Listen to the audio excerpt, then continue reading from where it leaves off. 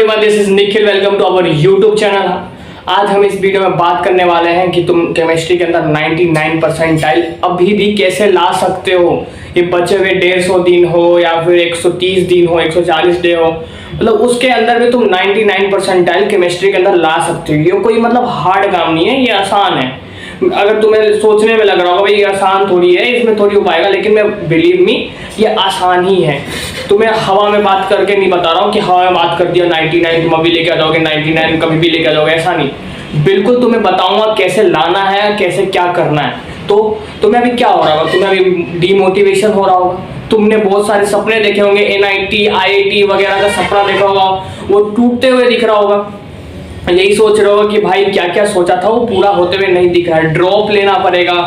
बहुत सारे नेगेटिविटी से आप भर चुके होगे, नेगेटिविटी बिल्कुल माइंड में चल रहा होगा कि कुछ नहीं हो पा रहा है, मेरे से नहीं हो पा रहा है, 11th भी वेस्ट जा चुका है, 12th भी जाते हुए दिख रहा है, बोर्ड का क्या होगा, जेई तो छोड़ो, बोर्ड का क्या होगा, फिर हमारा तो केमिस्ट्री स्ट्रांग नहीं है, मैं इनऑर्गेनिक परेशान कर रखा है, मैं ऑर्गेनिक परेशान कर रखा है, मैं फिजिकल परेशान कर रखा है। तो सबका मैं सॉल्यूशन बताऊंगा, आपको बिल्कुल अच्छा फील करा दूंगा इस वीडियो से, जिससे आप तुम वापस पढ़ाई पे लग जाओ और 150 दिन में तुम 99 परसेंटाइल केमिस्ट्री में लेके आ सको। तो फर्स्ट ऑफ ऑल तुम्हें भी प्रॉब्लम हो रहा होगा, तुम्हारी प्रॉब्लम क्या बैकलॉग हो गया होगा, या फिर 11th वेस्ट है तो उसका डर सता रहा होगा कि भाई मेरा 11th वेस्ट है, मेरा कैसे होगा। जिसमें 11th भी आता है, जिनका 99 परसेंटाइल आएगा वो तो 11th भी करके आएंगे, 12th भी अच्छे से करके आएंगे। मेरा तो 12th ही ठीक ठाक चल रहा है, फिर वो भी अच्छे से नहीं चल रहा है, 11th तो छोड़ो। तो तुम्हें 11th का भी बताऊंगा कि क्या करना है 11th का, और 12th का कैसे क्या करना है वो भी बताऊंगा, और बचे हुए दिन में तुम कैसे स्कोर कर सकते हो वो भी बताऊंगा। तो इसलिए चिंता करने वाली बात बिल्कुल नहीं है। तुम्हें अभी तो सारे चीज पे फोकस रखो कि हाँ सारे चैप्टर करने हैं मुझे, लेकिन लास्ट में मैं आपको एक ऐसे चैप्टरों का लिस्ट दूंगा जिससे आप पहले कर सको, और उसको कर लेने के बाद भी 99 परसेंटाइल बन जाता है अगर उसको भी अच्छे से कर लेते हो तो। लेकिन अभी फोकस बना के रखो कि मतलब अभी सारे चैप्टर मुझे करने हैं। तो सारे चैप्टर करने के मतलब अभी क्या चल रहा होगा कि तुम्हारा फिजिकल कोचिंग में कंप्लीट हो गया होगा, इनऑर्गेनिक चल रहा है, इनऑर्गेनिक समझ में नहीं आ रहा, फिजिकल कंप्लीट नहीं है, पूरा डीमोटिवेशन चल रहा है, या फिर कहीं फिजिकल हो गया होगा, ऑर्गेनिक स्टार्ट हो गया, ऑर्गेनिक में बिल्कुल इतना याद करना पड़ रहा है, आ नहीं रहा है, तो फिजिकल मतलब छूटा हुआ चीज पूरा करें, या फिर ऑर्गेनिक पे ध्यान दें। बहुत सारे प्रॉब्लम आ रहे होंगे तुम्हारे माइंड में, बहुत सारे कंफ्यूजमेंट आ रहे होंगे, तो उसी का मैं सॉल्यूशन बताता हूँ। तुम पहले तो फर्स्ट ऑफ ऑल तुम अभी 11th का टेंशन भूल जाओ कि मुझे 11th अभी करना है। 11th अभी फोकस मत रखो कि मुझे अभी 11th करना है, टाइम बहुत बचेगा।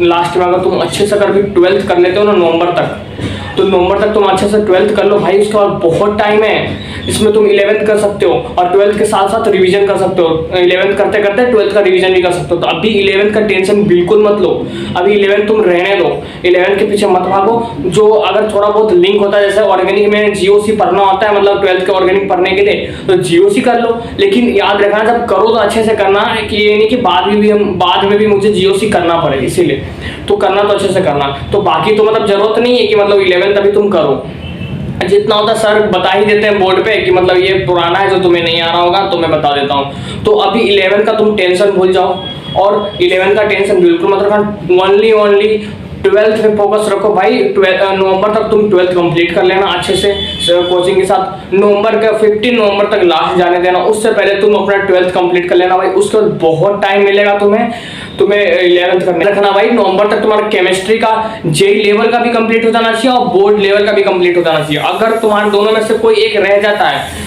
तो भाई बहुत डिफिकल्ट हो जाएगा आगे, इसीलिए सिचुएशन।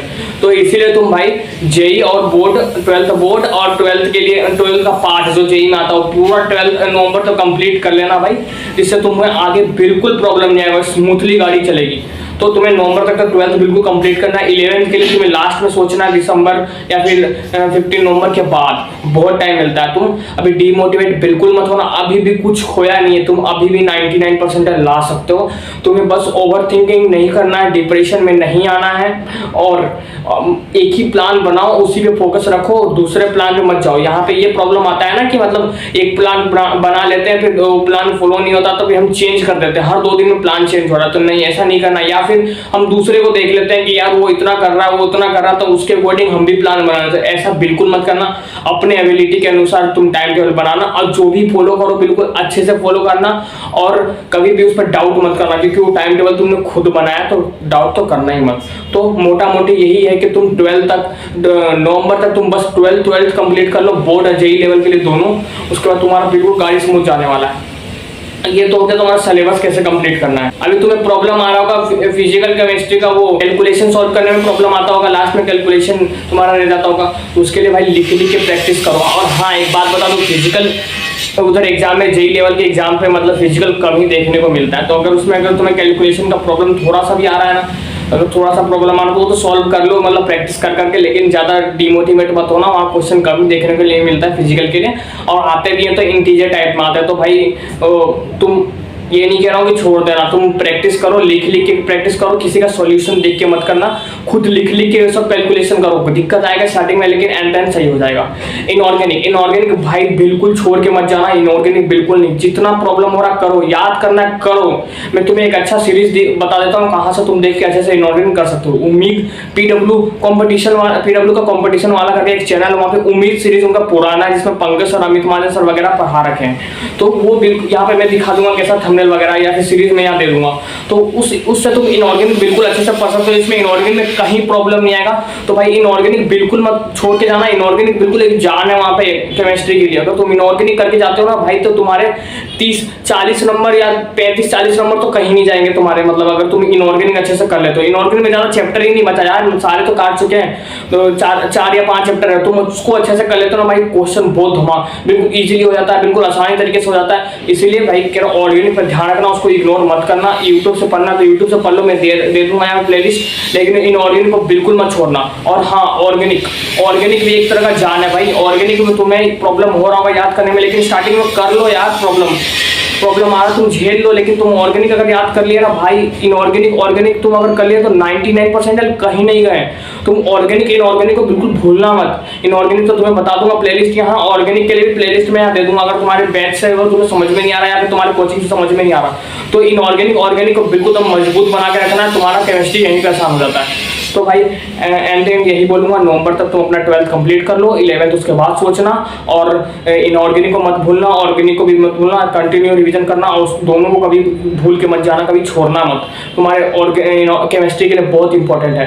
तो भाई तब तक के लिए तुम पढ़ते रहो, डिमोटिवेट बिल्कुल मत होना। अभी कुछ नहीं बिग रहा है, बिलीव में कुछ नहीं बिग रहा है। अभी तुम्हें डिमोटिवेशन आ रहा होगा, लेकिन कुछ नहीं बिग रहा है, बिलीव में।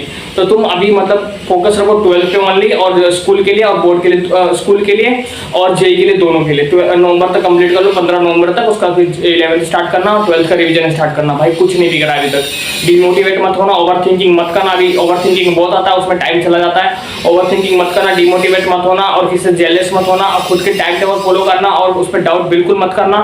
और जो तुम टाइम टेबल बनाओगे वही बिल्कुल परफेक्ट होगा, ये मान के चलना। और सेकंड प्लान कभी नहीं आना चाहिए, एक ही प्लान होना जो तुम्हें फॉलो करना है।